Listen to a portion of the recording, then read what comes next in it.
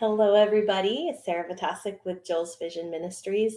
I'm so happy you joined me today. I hope you're having a wonderful day so far and a wonderful week. So, I just had something I wanted to share with you today. It's something that has always been on my mind and very important, I guess, very important to my heart and also to my ministry. And that is the fact that I can't do everything. I know we've always said this and different, we say it in different situations. And there's just a few things I want to talk to you about with this. And so I do have some notes because I have some very specific things to say. And so if I'm looking down, that's why I'm looking at my notes. But this video, this live stream might not be exactly for you. And let me explain what I mean for that. So first of all, we throw this term around, I can't do everything often. So I want to just kind of throw out a little caveat there. If you are somebody who has no problem saying no when someone asks you to help with something, if you are somebody who, and I don't mean this offensively, but you have lots of time to scroll through Facebook and be on social media, if you are not already considered a busy person, they always say the busy people are the ones that you can go to. If you're not already considered a very busy person, or another thing, if you really take entertainment and lots of little pleasure trips, you can easily just drop everything and run. This probably isn't for you. But there's nothing wrong with those things. So I'm really not saying there's something wrong with those things, but there's a few things that we're going to talk about. So that's why I said that to get started. So if you're already a very considered a very busy person in church, if you're involved in multiple ministries, and I don't mean in charge of them, but helping, volunteering, helping with different things in church. If you tend to be one of the people that everybody goes to for ideas, that you kind of help with organization, maybe even if you once in a while leave household chores go because there's so many busy ministry needs, and that's within reason, of course. Or if you're just plain tired, that's me today.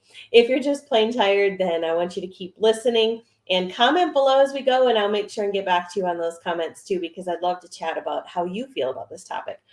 So I have always considered myself pretty much a creative person. What about you? Drop it in the comments if you consider yourself a creative person. So I found that a lot of people come to me for ideas, for help, for promotion, for design, all different ministries, might ask me these different things. And that's a really great place to be. It's an honor to feel needed. It's an honor to feel wanted and your abilities to be desired, but it's not always a great thing. I think that are ministry minded, we kind of tend to beat ourselves up with guilt if we end up saying no for something. If that's you, put an emoji, raise a hand, and put that in the comments below. Do you tend to beat yourself up with guilt if you say no? I know I do. Because then I feel like, oh man, I should have, maybe the Lord's asking me to do that. I should be a part. I want to be a part and I want to minister. But if it's, helping an event or just attending an event, even, there is a place for saying no. So we're going to talk about that a little bit more, because we as ministers, as we have families, right? We have other things in our lives that we have, we have jobs, we have to survive, we have to keep going. And so we have to find the correct balance, when to say no, when it's okay, and when it's not. So we're going to talk a little bit more in detail, but let's first talk about specific children's ministry in general.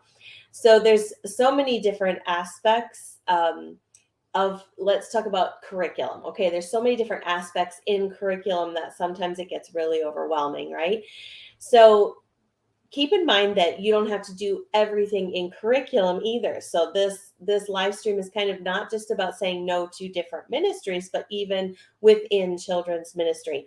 It's okay to cut out different portions of a curriculum to fit better into your time frame, into the time frame that you have for your service, for your class, or even just the children that you're working with or the staff that you're working with. It's okay to say no to these different things and to choose the parts that will help you strive for excellence in your ministry, but won't overwhelm the staff in preparation. So it's okay to also say no to that. Excellence is what we strive for, but it's not to the detriment of our staff and to us. So pick and choose what will work for you best, and don't stress yourself out. It's okay to say no and to cut out some of those portions if you need to skip specific object lessons, or if you need to skip specific skits because you don't have enough people. As long as you put in things that are keeping the children's attention, keeping them engaged, it's okay to cut out those things. The main thing to remember is, what will each activity contribute to that lesson? Is it really helping tremendously, or is it just one more step to drive home the point? Because if it's the main activity to drive home the point, you don't want to cut it out. But if it's a supporting activity, it's okay. So those are some ways to check your curriculum and your lesson plans to see what fits best for you. Speaking of the outcome, what are you, and this is kind of off the topic of I can't do everything, but at the same time, when you talk about the outcome of your lesson, so everything is driving home to this point, right? What do you want happening at your altar call, at your prayer time? So it does kind of tie into I can't do everything, because if that's what's going to bring you to that specific outcome, that's the main thing you're focusing on. Okay, so make sure that you've done everything you can to bring the children to Jesus, and then the other things you can say no to.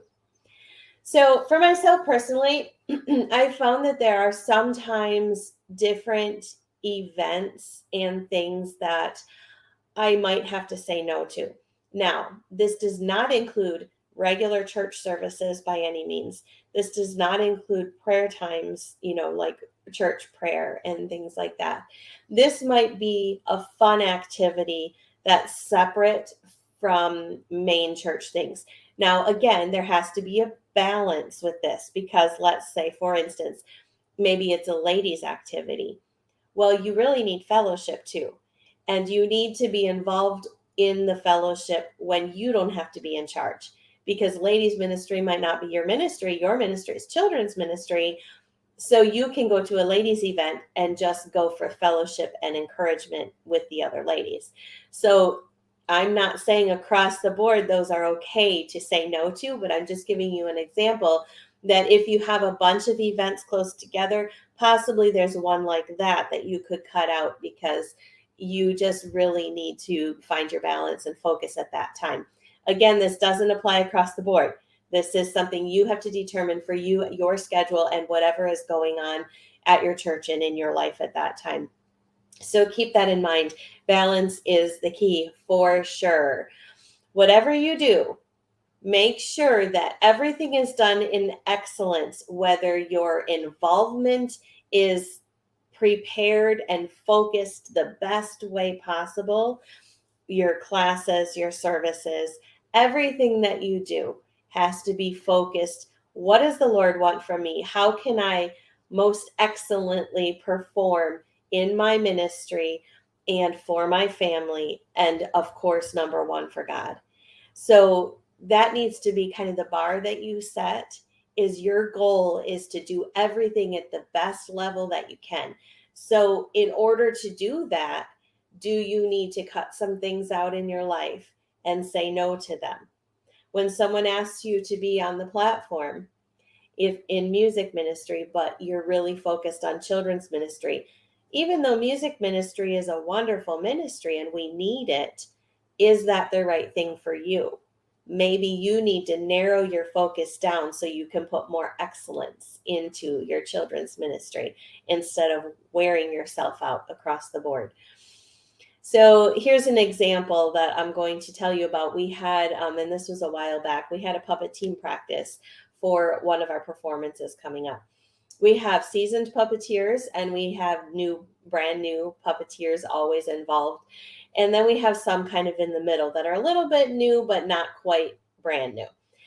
So we were going to be doing a worship song, and I had arranged the choreography in detail, when to go left, when to go right, when to clap, when to stop, when to move forward, when to move backward, all these specific choreography things. And I always do a sheet for our puppet team so they can read through it, kind of know what's expected and what I envision for the song.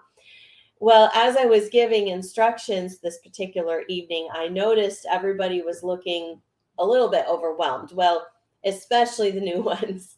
And the choreography sheet looked completely overwhelming to them with different arrows and highlights and everything. And finally, I just kind of stopped everything and I say, okay, if all you can do is sing and move the puppet so it doesn't look dead, that's okay. We're going to go with that. So, it was really focusing on less is more. We always hear that term used, but it is true, even in puppetry. And again, this was a puppet practice, a couple years ago. But when you think about less is more, think about a puppet program if you're involved in puppetry. And it's a puppet program that has all the works. You might have special lighting, you might have a bunch of props and moving things and signs that appear and words that write as the sign reveals that we've done all those different things. But if you have the main solo puppet that can't even do mouth manipulation correctly and isn't moving correctly, you kind of lose everything with all of the props and all the extras. So if you narrow it down and focus more on puppet manipulation and the mouth manipulation, the movement of the puppet so that it looks like believable movement, and you have fewer props and extra things, then you're excellent. Your bar is up here because it looks real, even though you don't have all the extras. And I know it's kind of funny to portray a puppet performance with our ministry and saying no, but it is true that less is more. Make the fewer things you're involved in more excellent. Rise to the challenge and make them wonderful. And be okay with turning other things down and saying no to involvement in other areas when you have clearly talked to Jesus about it. That is number one that I should have said at the beginning of this live stream, is that we have to make sure that we talk to the Lord about where he wants us involved, because that is the number one thing. But once you have done that, it's okay to say no. Don't beat yourself up with guilt, and focus on what he has called you to do in a more excellent way. I hope this has been helpful to somebody today. And again, put in the comments what your thoughts are. How have you felt when you've said no before? It's hard. We beat ourselves up about it. It's hard, and sometimes we feel guilty, but it's okay. So share in the comments below, and feel free, if I can talk, to share this with some other friends or people that you think are struggling with the same thing that I'm talking about today. I hope you have a wonderful day, guys, and we will talk to you again next time.